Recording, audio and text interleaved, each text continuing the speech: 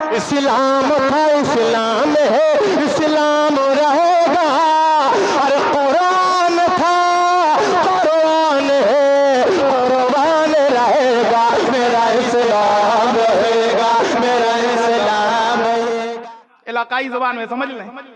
अब मालूम ये हुआ कि वो बच्चा जाने वाला है, सुबह में उठा है, वो 4 उंगली से यूं किया, पूरे चेहरे पर निशान बने हुए हैं, उसे नहीं नहलाया गया। जल्दी जल्दी चाय रोटी खिलाई गई, जमर की उन्हें देरी होती। दो अजनबी लड़के और लड़कियां अगर एक दूसरे से बात करती हैं मोबाइल पे तो समाज में उसे बुरा माना जाता है कि वो आवारा है, वो बदचलन है। लेकिन जनाब, दो लोगों ने 10 किलो मिठाई और पता ये चला 20 किलो लड्डू और तरह तरह के फल लेकर आए, मोबाइल दे दिया, पैसे दे दिए, निकाह नहीं हुआ, अब दोनों को छूट दे दी गई। अब बात करो, मैं पूछता हूं, ये उलमाए कराम मौजूद हैं, दुनिया से कहीं से फतवा तुम लेकर आओ, क्या ये इस्लामिक कॉन्सेप्ट है? एक दूसरे के लिए वो जायज हो गया? नहीं। लेकिन कमाल तो ये है कि हम उठाते हैं, मोबाइल दे देते हैं, ले उनका फोन है, वाह रे उनका फोन है। आज गुफ्तगू का मुख्तसर सा जो अंदाज होगा, थोड़ा सा मुख्तलिफ करूंगा। मैं ये चाहता हूं कि वबिल वालिदैन इहसाना, अपने वालिदैन के साथ इहसान करो। दूसरी तरफ वालिदैन की जो जिम्मेदारियां हैं, ये आखिर असरअंदाज न होने की क्या सूरत है? वालिदैन भी औलाद रहा करते हैं, फिर वो वालिदैन होते हैं। कोई भी वालिद बगैर वलद के नहीं, वालिद होने से पहले वो बेटा होगा, मां बनने से पहले वो बेटी रहेगी। जाहिर सी बात है कि ये सिस्टम ऐसे ही चलेगा। हमने जैसा किया वैसा हमें देखने को मिलता है। और कभी कभी ऐसा होता है, हमने अपने वालिदैन के साथ बहुत अच्छा किया, लेकिन हमने अपने औलाद ही के साथ अच्छा नहीं किया। अच्छा न करने से मुराद, एक आम सी मिसाल मैं देना चाहूंगा। हम अपने घरों के अंदर, मोबाइल का एक दौर है, अपने बच्चों को एक टाइम दे देते हैं कि ठीक है तुम अपनी काम पूरा कर लियो, थोड़ी देर के लिए लो गेम खेल लो। चलिए भाई, अच्छी बात है, अगर आपने दे दिया, मैं इस पे कमेंट नहीं, बहुत हो चुके इस पे, उठा के हमने दे दिया। जब बहुत देर होती है, काम होमवर्क तुम्हारा हो गया? हाँ हो गया। कोई काम बचा नहीं है? नहीं। अब मोबाइल रख दो, सुबह स्कूल जल्दी जाना है। उठना क्यों है बच्चे को? सुबह स्कूल जाना है। उठना क्यों है? वैन तुम्हारी आ जाती है जल्दी। वाह, ये हमारा मुआशरा है। कौन सा ऐसा घर है जिसमें बच्चे को ये कहा जा रहा है, बेटा जल्दी सो जाओ, सुबह में अस्सलातु खैरुम मिनन नौम पुकारा जाएगा, उस वक्त तुम्हें उठना है। बहुत अच्छा है, बेशक। कभी ये भी सवाल होता है, हम जैसे मुहज्जब घरानों में क्या अपने बच्चों को हम कभी ये भी कहते हैं, बेटा जल्दी सो जाओ, सुबह फज्र के लिए उठना है? कभी ये नहीं कहते, तुम्हें स्कूल जाना है इसलिए जल्दी। अब मामला ये कि स्कूल जाना है, जल्दी उठ जाना है। अब आ गया संडे, कल तो संडे है, एक दिन की छुट्टी मिली, अब उस दिन आराम से उठेंगे। अगर फज्र के लिए उठाया जाता तो संडे नहीं आता, फज्र के लिए। अब उसके बाद दूसरा मैटर क्या होता है, जिसके कानों में अजाने फज्र का मुतालबा किया जाए कि उठना तुम्हें इसलिए है कि फज्र की अजान होगी, तुम्हें उठना है नमाज के लिए। अब नमाज के लिए उठने की जब ये कान में आवाज जाती, जब वो बच्चा बड़ा होता, एक तरफ नमाज का आदी भी हो चुका होता, रफ्ता रफ्ता उसकी उम्र जब बढ़ती जाती, कोई एजुकेशन की तरफ भी जाता, तो रात में नाइट क्लब में इसलिए नहीं जाता कि अभी ईशा की नमाज पढ़े हैं तो नाइट क्लब में क्यों जाए, सुबह फज्र के लिए उठना है, नाइट क्लब में क्यों जाए? क्यों? बहुत अच्छा है भाई। ज़हन के कोरे कागज पे सुबह फज्र के लिए उठना है, ये लिखा जा चुका। किसने लिखा? वालिदैन ने लिखा। दिल्ली लिखा। ज़हन कोरा कागज था, इस पे जब लिखना था तो हमने तहरीर ये की कि तुम्हें सवेरे उठना है, इसलिए कि स्कूल जाना है। जाहिर सी बात है, स्कूल जाना है इसलिए उठना है। जब स्कूल गया तो ड्रामे की महफिल है, शिरकत इसलिए करनी है कि स्कूल जाना है। डांस की महफिल में इसलिए हिस्सा लेना है कि स्कूल जाना है। ज़हन पे ये है, लेकिन उसी स्कूल के अंदर वो बिल्कुल तालीम के लिए जाता। तालीम इस्लाम का ये तुर्रे इम्तियाज है, दुनिया का कोई मजहब नहीं है, चाहे वो तालीम पे जितने भी लेक्चर दे दें, ये इस्लाम का खासा है जिसके लिए सबसे पहली कोई आयत करीमा नाजिल हुई, सबसे पहले अहकाम खुदाबंदी नाजिल हुआ तो लफ्ज इकरा कह के पुकारा गया। अल्लाह ने अपनी तौहीद का एतराफ कुरान करीम में अपनी तौहीद को ना बताया पहले, वो तो मुस्तफा ने ऐलान कर दिया था। कुरान नाजिल किया तो सबसे पहले तालीम की तरफ इशारा किया। तो तालीम की हम मुखालिफत नहीं करते। वक्त के तकाजे के तहत ये मदारिस इस्लामिया जिन्होंने वो मजलूमी की जिंदगी गुजारनी है, वो मजलूमी की जिंदगी गुजारी है, माल का 2.5% जो निकलता है, जो देना ही था, वो देकर भी एहसान किया जाता है। लीजिए आप आ गए हैं तो काट लीजिए। जो आपको देना ही था, अच्छा वो दे दिया, हमारा था भी नहीं, वो देना था, उस पर एहसान। दूसरी चीज, 10 रुपये की रसीद काटने वाला 1 करोड़ का हिसाब लेने के लिए आता है। बताइए कहां लगाया? कोई बात नहीं, चंदे की 10 रुपये की रसीद, वो कौम की मिल्कियत।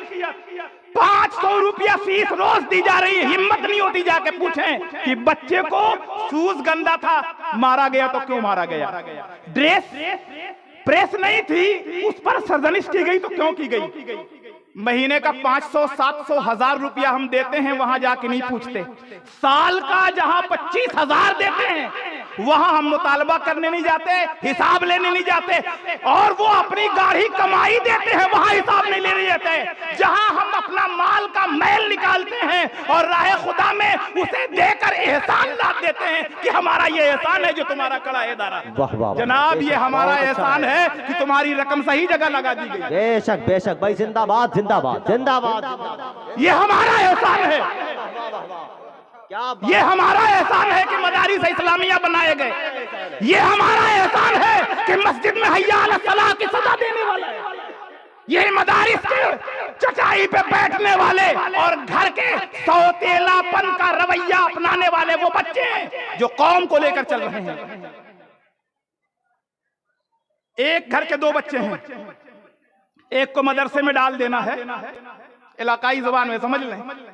अब मालूम ये हुआ कि वो बच्चा जाने वाला है, सुबह में उठा है, वो 4 उंगली से यूं किया, पूरे चेहरे पर निशान बने हुए हैं, उसे नहीं नहलाया गया। जल्दी जल्दी चाय रोटी खिलाई गई, जमर की उन्हें देरी होती। वाह, चलो भाई उसे भेज दिया गया। अब दूसरा एक बच्चा है, माँ बाप सगे हैं, दूसरे बच्चों को हमने कॉन्वेंट स्कूल में डाल दिया। सुबह में उसको नहलाया गया, बूट पॉलिश की गई, अच्छे ड्रेस पहनाए गए, गाड़ी पे बैठाया गया, टिफिन तैयार की गई, लेकर गए, वहां पहुंचा दिए। मैं ये कह रहा हूं कि ये सौतेलापन, जनाब आप जिसे मदरसे में भेज रहे हैं वो भी आप ही का बेटा है। आप इसे कभी स्कूल पहुंचाने नहीं आ रहे, पहुंचाने के लिए उसे जा रहे हैं जो CAT कैट पढ़ेगा वो नहा के जाए, और नापाक जो बिस्मिल्लाहिर्रहमानिर्रहीम पढ़ेगा वो वैसे ही चला।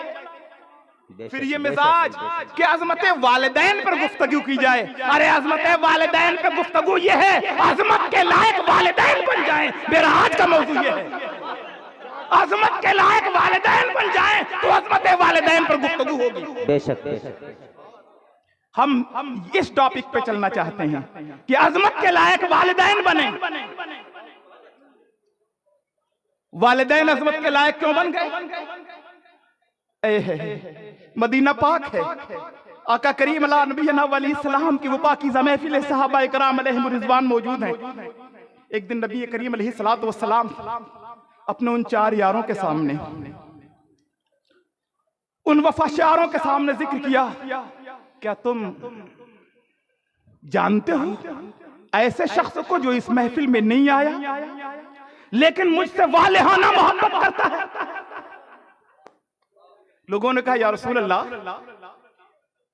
वो कौन है? कहा वो कर्न की सरजमीन पे रहता है, वो कबीला मुराद से है, उसका नाम उवैस है।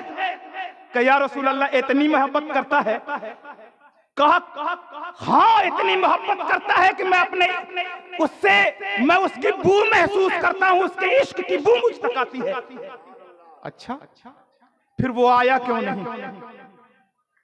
कहा उसकी वालिदा है और कोई नहीं, वो उसे छोड़ के आ नहीं सकता।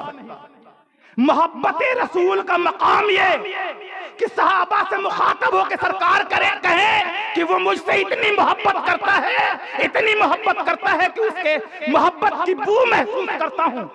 और आया इसलिए नहीं कि अपनी मां से मोहब्बत करता है, छोड़ के आए तो किसके लिए? तो एक तरफ नबी ने मां की अजमत बयान की, लेकिन किसकी मां की अजमत बयान की? जो नबी से इश्क करने वाला था उसके मां की अजमत बयान की। अब आगे बढ़ें। ये कुरान करीम में रब्बुल जलाल ने दूसरे मौके पर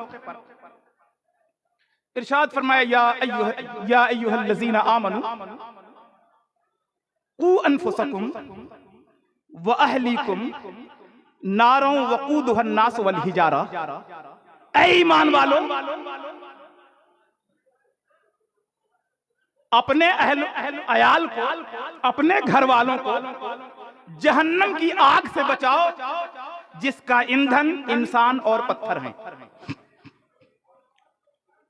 अब मामला यह है कि ये जिम्मेदारी किसके जिम्मे की गई? ईमान वालों के। किन्हें आग से बचाना है? जो गार्जियनशिप पर है उसे किससे बचाना है? जहन्नम से बचाना है, आग से बचाना है। तो इसके मफहूम पर गौर करें। वालिदैन के ऊपर पहली अभी जिम्मेदारी हो रही है। अगर वो जिम्मेदारी अदा कर दें, अगर वो अपनी जिम्मेदारी अदा कर दें तो फिर ये कहने की जरूरत नहीं पड़ेगी कि मां का मकाम क्या है और बाप का मकाम क्या है। अगर हमने अपनी जिम्मेदारी अदा कर दी, जिम्मेदारी अदा करनी थी हजरत अबू सालेह जंगी दोस्त ने अदा की, गौसे आजम के वालिदैन ने अपनी जिम्मेदारी अदा की, जिम्मेदारी अदा की थी और उन्होंने जिम्मेदारी अदा की तो बेटा गौसे आजम बन गया। चलिए मादरजाद वाली थे इसी हिंद की सरजमीन पर हजरत कुतुबुद्दीन बख्तियार काकी हैं। वो कुतुबुद्दीन जिनकी उम्र अभी 4 साल 4 माह 4 दिन है। बुजुर्गों ने ये तरतीब क्यों रखी? अक्सर बुजुर्गान दीन के वहां बच्चों की रस्म बिस्मिल्लाह खानी का ये तयन किया जाता था। 4 साल 4 माह 4 दिन की उम्र हुई, वालिद का साया सर से उठ चुका है। वालिदा उंगली पकड़ाती हैं, हजरत ख्वाजा खाजगान हजरत ख्वाजा मोइनुद्दीन चिश्ती अजमेरी रहमतुल्लाह अलैह की बारगाह में ले आती हैं। जिम्मेदारी देखें, ये लेके पहुंची और कहा कि आप बच्चे की रस्म बिस्मिल्लाह खानी करा दें। उन्होंने कहा हाँ बैठो, बच्चे को बिठा दो। इसका हिस्सा काजी हमीदुद्दीन नागौरी के हिस्से में है, वो आ रहे हैं, रस्म बिस्मिल्लाह खानी वो करेंगे। साहिब नजर हैं, मुरीदो खलीफा तो गरीब नवाज के हैं, मगर बिस्मिल्लाह खानी के लिए काजी हमीदुद्दीन नागौरी को इंतजार हुआ। आप तशरीफ लाए, ज़ानुए अदब तय कर लिया, बैठे। कहा बेटे पहला दिन है? कहा जी। कहा वजू करके आए हो? कहा वजू करके भी आए हो, कुरान लेके भी आया हूं। कहा शाबाश, पढ़ो औज़ु बिल्लाहि मिनश शैतानिर रजीम। हुक्म की तामील की उन्होंने, औज़ु बिल्लाह पढ़ लिया। कहा बेटा पढ़ो बिस्मिल्लाहिर रहमानिर रहीम, बिस्मिल्लाह भी पढ़ लिया। अब कहते हैं पढ़ो अल्हम्दुलिल्लाहि रब्बिल आलमीन। खामोश हैं, बच्चा तो बच्चा होता है। खामोश हैं। कहा कि वो तऊज़ तस्मिया था, वो कुरान के आगाज के लिए हुक्म खुदा की तकमील थी। अब कुरान का आगाज हो रहा है। उन्होंने कहा उस्ताद मोहतरम कुरान का आगाज जरूर हो रहा है मगर सबक ये मेरा नहीं। उन्होंने कहा हाय पहले दिन हो, सबक ये नहीं है तो कौन सा है? उन्होंने कहा सबक मेरा सुब्हानल्लज़ी असरा बिअब्दिही लैलन मिनल मस्जिदिल हराम इलल मस्जिदिल अक़सा। कहा बेटा ये 15वां पारा है, 14 पारे कौन पढ़ेगा? कहा मेरी माँ ने हक अदा कर दिया है, वो 14 पारे की हाफिज़े कुरान है। गोद में लेती तो जब तक 14 पारे की तिलावत न कर लेती दुनिया का कोई काम न करती। मेरे कान सुन सुनकर दिल के नेहा खानों तक उतर गए। 14 पारे मैं एक बैठक में सुना देता हूं, तब तो मेरा सबक आगे बढ़ जाएगा।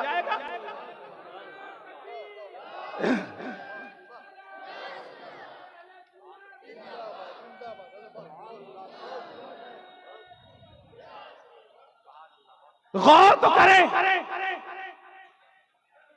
14 पारा कहां याद कर लिया था? वो मां की गोद थी, वो मां की गोद है। कभी अंदाजा लगाया गया कि अगर कोई कुतुबुद्दीन बख्तियार काकी बनता है, कोई फरीदुद्दीन गंजे शकर बनता है, कोई निजामुद्दीन औलिया बनता है, कोई मखदूम सिमना बनता है, तो वो क्यों बन रहा है? मालूम ये हुआ कि अजमत वालिदैन ने अपनी समझी औलाद के तई, तब अजमत वालिदैन का जिक्र करने वाले लोग आ गए। उनके वालिदैन की अजमत उनकी औलाद की बुनियाद पर है और औलाद पर उनके वालिदैन का हक था। उन्होंने अपना हक अदा कर दिया, इन्होंने अपना हक अदा करके दिखाया। इसलिए हमारे जिम्मे जो जिम्मेदारियां हैं, क्या आज ऐसी हजारहा बुराइयां हमारे दरमियान नहीं है?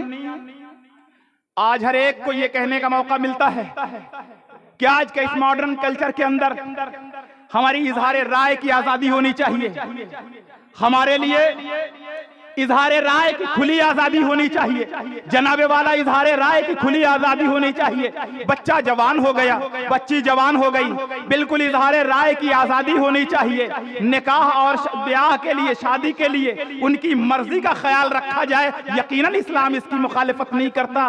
फनकिहू मा ताब लकुम मिनन निसाए मसना, अल्लाह तबारक व तआला की जानिब से जो हुक्म हुआ उसमें मर्जी के मुताबिक दोनों को रिश्ता करने की इजाजत दी जा रही है। लेकिन मैं ये पूछना चाहता हूं, मंगनी कॉन्सेप्ट नहीं है इस्लाम का, मंगनी इस्लाम का कॉन्सेप्ट नहीं है, मंगनी नहीं है, निकाह है। अब आप बताइए, अगर कोई दो लड़के, दो अजनबी लड़के और लड़कियां अगर एक दूसरे से बात करती हैं मोबाइल पे, तो समाज में उसे बुरा माना जाता है कि वो आवारा है, वो बदचलन है। लेकिन जनाब, दो लोगों ने 10 किलो मिठाई और पता ये चला 20 किलो लड्डू और तरह तरह के फल लेकर आए, मोबाइल दे दिया, पैसे दे दिए, निकाह नहीं हुआ, अब दोनों को छूट दे दी गई। अब बात करो, मैं पूछता हूं, ये उलमाए कराम मौजूद हैं, दुनिया से कहीं से फतवा तुम लेकर आओ, क्या ये इस्लामी कॉन्सेप्ट है? एक दूसरे के लिए वो जायज हो गया? नहीं। लेकिन कमाल तो ये है कि हम उठाते हैं, मोबाइल दे देते हैं, ले उनका फोन है,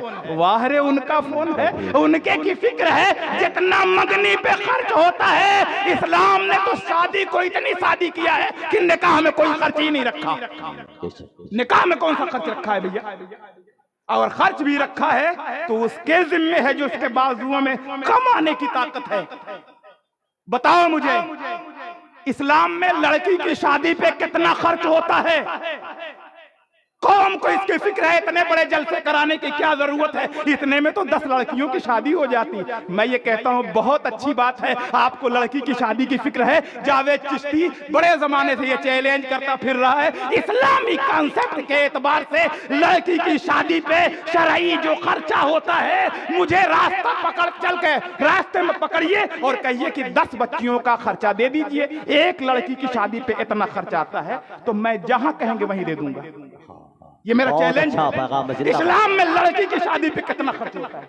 कुरान की रोशनी में, हदीस पाक की रोशनी में, अमल सहाबा की रोशनी में, अमल सहाबा की रोशनी में बता दे कि लड़की की शादी पे कितना खर्च होता है, मैं देने के लिए तैयार हूं। लेकिन अगर लड़के की शादी पे कहें तो शायद मुझ जैसा गरीब आदमी एक भी लड़के की शादी का बात नहीं उठा पाएगा।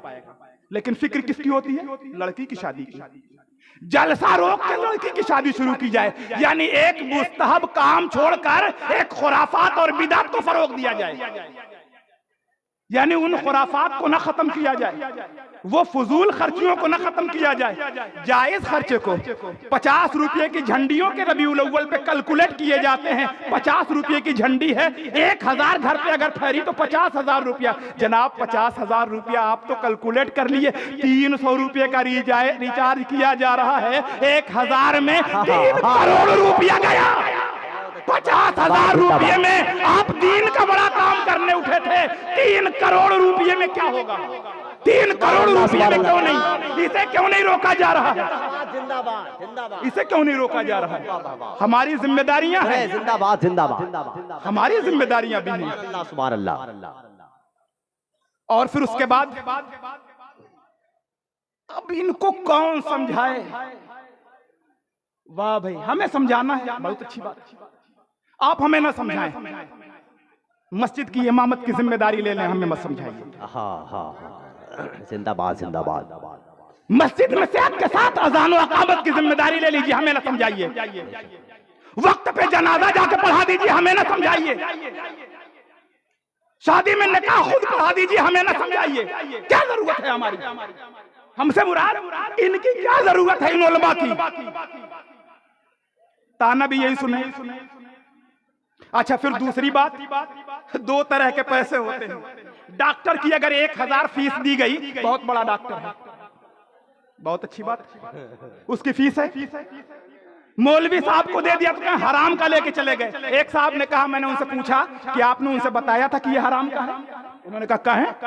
मैंने कहा भाई उनको कैसे मालूम कि आपने हराम का दिया है? जेब से आपके निकला है, वो कश्फ तो नहीं रखते। बहुत अच्छा जावेद भाई, जिंदाबाद। आपने निकाह की पढ़ाई अगर 1000 रुपया दिया है तो आपने कहा हराम का लेके चले गए। मैं कसम खा के कहता हूं, किसी काजी से कहने काजी साहब मेरे पास 1000 है मगर ये हराम का है, लेंगे? वो कहेगा थू रखो, इसे मैं नहीं लेता। बगैर बताए हुए दे देते, फिर होटलों में कहते हैं हराम का लेके चले गए। बगैर बताए क्यों देते हो? तो कहते नहीं ऐसा है कि उसमें कुछ लगा नहीं। डॉक्टर साहब की फीस में क्या लगा था? दवा तो पैसा देना है, दवा का तो पैसा देना है, ट्रीटमेंट का तो पैसा देना है, बेड का चार्ज देना है, रूम का चार्ज देना है, एक्सरे का चार्ज देना है, सोनोग्राफी का चार्ज देना है, और उसमें भी उनका हिस्सा लगेगा। आप अलग से दे रहे हैं फीस, फिर जितना ट्रीटमेंट उसमें भी उनका हिस्सा है, और इनको अगर दे दिया तो ये हराम का है। लेकिन इन्हीं के साथ जो 200 तेलापन में बताया, अब मामला ये है कि एक बच्चा उठा, जब देखा कि गंदे कपड़े में उसे स्कूल भेज दिया गया, जिसे बिस्मिल्लाहिर्रहमानिर्रहीम पढ़वाना था, अच्छे सूट बूट और टाई में हम लेकर गए। बच्चा फितरी तौर पे, ज़हनी तौर पे होपलेस हुआ। उसके अंदर डिमोशन उसके दिमाग में आना शुरू हुआ, उमंगें खत्म हो गई। फितरी चीज है, क्यों खत्म हो गई? फिर ये कहा जाता असल में ये बड़े कदामत पसंद लोग हैं। मैंने कहा कदामत पसंदी की बात अगर कर रहे हैं, ये हमारा दिया हुआ मिजाज है, वरना आज इस आजाद हिंदुस्तान के अंदर जो सर उठाने के लायक है, इन्हीं चटाइयों पर बैठकर तालीम हासिल करने वाले लोगों का फतवा जिहाद न निकलता तो आजाद हिंदुस्तान में सर उठा के बोलने के लायक नहीं। जिंदाबाद जिंदाबाद। बताओ वो किफायतुल्लाह काफी, बताओ वो फजले रसूल बदायूनी, बताओ वो हजरत नुआनी, बताओ वो मोहम्मद अली जौहर, बताओ वो मौलाना शोहरत अली, बताओ वो मुजाहिदीन आजादी को। कौन थे वो जिन्होंने सर पे बेड़ा उठाया था?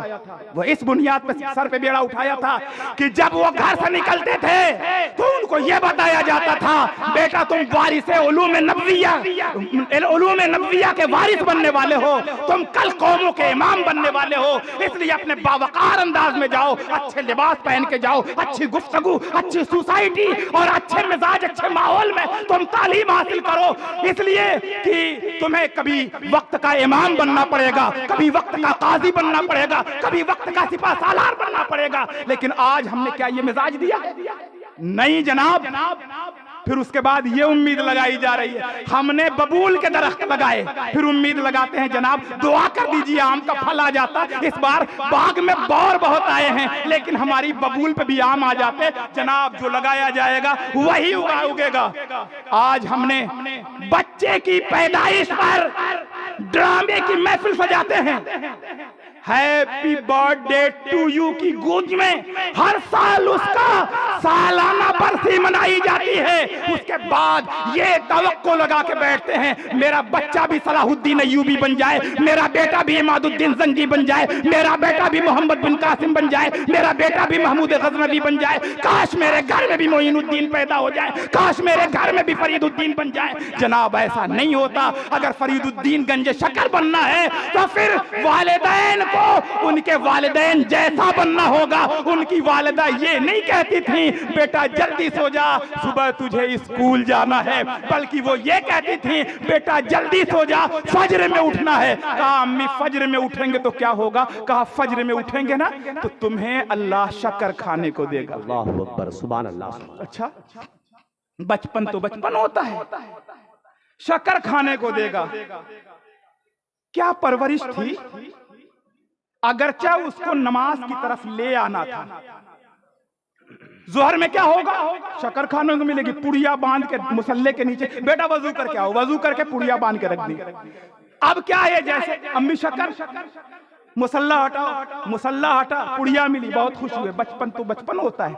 एक दिन क्या हुआ, बाग में निकल गए टहलते हुए, वक्त हो गया असर का, घर आए नहीं, इधर माँ की धड़कनें बढ़ गईं, दोस्तों के साथ है। काश अगर वो वहीं पे नमाज के लिए बैठा, अगर अपने सर से अंगोछा उतारा और बिछा दिया, अगर नमाज पढ़ा और अगर शक्कर न मिली तो रब मेरा बोल खुल जाएगा। मुझे तेरा बंदा बनाना था और बंदगी का सलीका सिखाना था, मुझे झूठ न बोलना था, मगर परवरदिगार अब तक तो मैंने तेरे नाम पर उसके पुड़िए की शक्कर रख दी है, उसके मुसल्ले के नीचे रख दी है। आज मेरी इज्जत तेरे हाथ में है। रब्बे जुल जलाल वो सरे नियाज पेशानी को खम करती हैं, सजदे में रब की बारगाह में दुआएं करती हैं। इधर तो वो बिछा चुके थे मुसल्ला, नमाज से फारिग हुए, बच्चे कहते हैं हमारे पास तो शक्कर नहीं। कहा मेरा मुसल्ला तो हटने दो। जैसे ही उन्होंने अपने रुमाल को हटाया तो मालूम हुआ एक गड्ढा नजर आया जिसमें शक्कर थी। अब तो बड़ी हैरान, खूब खाए बैठ के, बांध के भी लेके आए। अम्मी इधर परेशान थी सजदे में। जैसे ही बेटे ने आवाज दी फरहत और इंबिसात के साथ, अम्मी मैं शक्कर लेके भी आया हूँ, सजदे से सर उठाती है, सुभान रब्बियल आला की तस्बीह बुलंद करती है, कहती है परवरदिगार तूने मेरे सफेद बालों की राज रख ली, मेरे लाल को इबादत के सलीके की तरफ मैंने मुतवज्जा किया था, मेरी आबरू रख ली। कहा कि बेटे ये इतनी शक्कर कहां से लेके आया? कहा घर में नमाज पढ़ने की जो बात थी ना वो तो पुड़िया तक थी, बाग में पढ़ने का मजा ही कुछ था। जिंदाबाद जिंदाबाद जिंदाबाद। बाग में पढ़ने का मजा ही कुछ था। कहा क्या मजा था? कहा मैंने मुसल्ला बिछाया, कहा था पुड़िया में मिलेगी, तो लोग कहने लगे कहाँ है? जब मैंने मुसल्ला हटाया ना, जैसे ही हटाया तो एक तंदूर नुमा जगह थी, उसमें खूब खाए हम और इतनी लेकर आए, बाकी छोड़ के आए। उन्होंने कहा बेटा आज तुझे मैं वो राज बता देती हूँ, वो तुम्हें तुम्हारे मुसल्ले के नीचे पुड़िया मैं बांध के रखती थी। मकसद सिर्फ इतना है, मकसद ये सिर्फ इतना था कि तू इसकी लालच में इधर आएगा, तू इसकी लालच में इधर आएगा, मगर तेरा आज यहाँ आना, तू यहाँ आज नहीं आया। जब नहीं आया तो मैं रब के बारगाह में अर्ज करने लगी परवरदिगार मैंने झूठ इसलिए बोला था कि तेरी इबादत की तरफ मायल हो जाए, तेरी इबादत की तरफ मेरा बेटा मायल हो जाए। आज मेरी भी लाज रख ली और तुझे भी नमाज की लज्जत में वो शीरीनी अता कर दी होगी कि जो शक्कर में ना मिलेगी। क्या अब तू नमाज छोड़ेगा? कहा अम्मी कभी नहीं मैं छोड़ सकता, दुनिया उन्हें फरीदुद्दीन गंज शक्कर के नाम से जानती है। जिनका बेटा 14 पारे का हाफिज कुरान बना, उनकी मालदा 14 पारे की हाफिज कुरान है, उनके बेटे को दुनिया कुतुबुद्दीन बख्तियार काकी के नाम से जानती है। आज हम सोचते हैं हमारा बेटा बहुत अच्छा हो जाए। अरे हम अच्छे बाप बन जाएं, बेटा अच्छा हो जाएगा। हम अच्छी माँ बन जाएं, बेटियां अच्छी हो जाएंगी। अगर हम बनेंगे, जैसी मशीन होगी वैसा प्रोडक्ट होगा। वाह वाह वाह वाह वाह। कहते हैं ना, नक्कालों से सावधान, ट्रेडमार्क का देख के लें। ब्रांडेड आइटम लिया जाता है। क्यों ब्रांडेड लेते हैं भैया?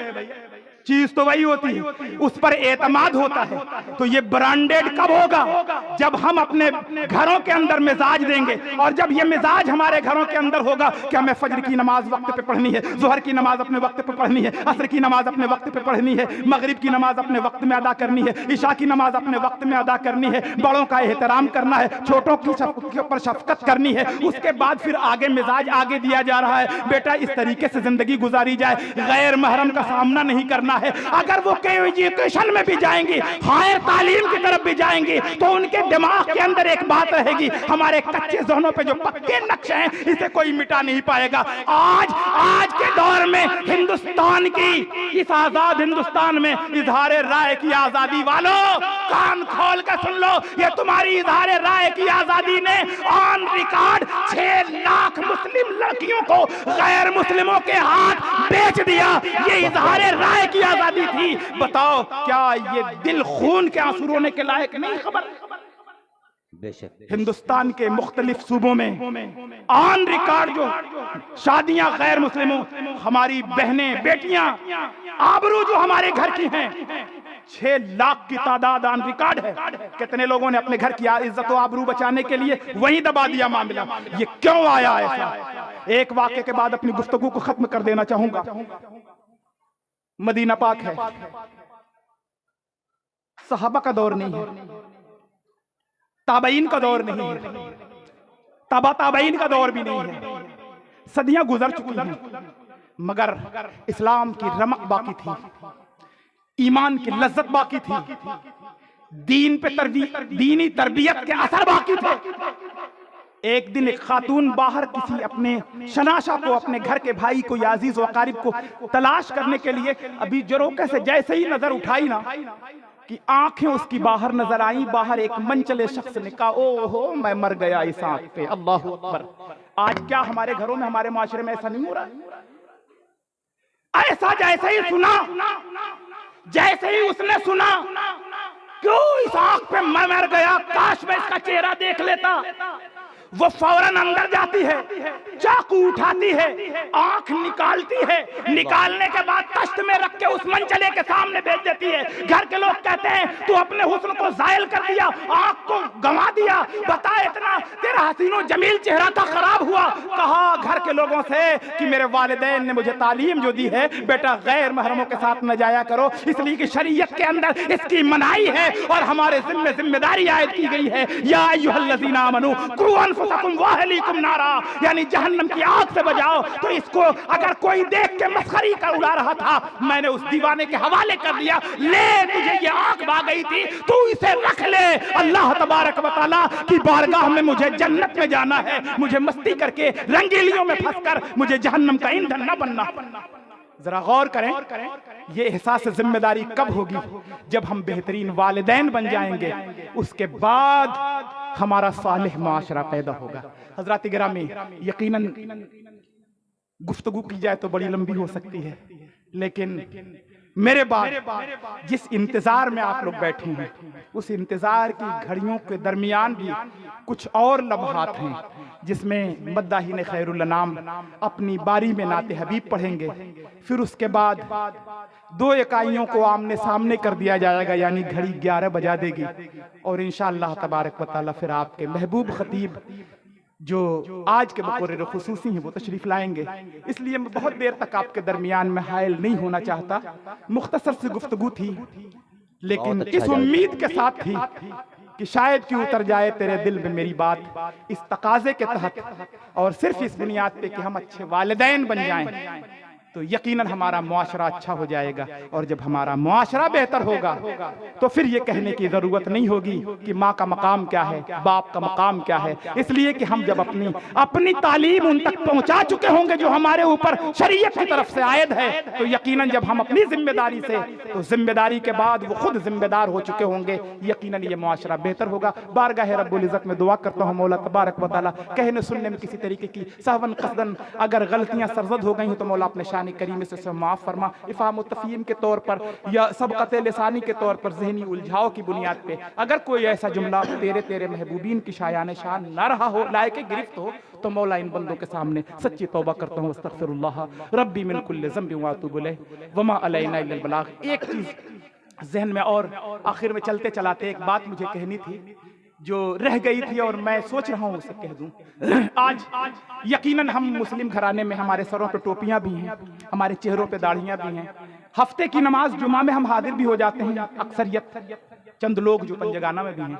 लेकिन क्या इनमें से कोई ऐसा भी शख्स है जिसको कल क़यामत के दिन अगर अल्लाह तबारक व तआला अंबिया से सवाल करेगा कि तुम नबी हो, बताओ नबूवत का कोई गवाह है, तो हजरत मूसा का उम्मती इनकार करेगा, हजरत ईसा का उम्मती इनकार करेगा, ये उम्मती उनकी गवाही के लिए जाएंगे। एग्जाम्पल के तौर पर ये हमें हदीस और रवायत मिलती है ना।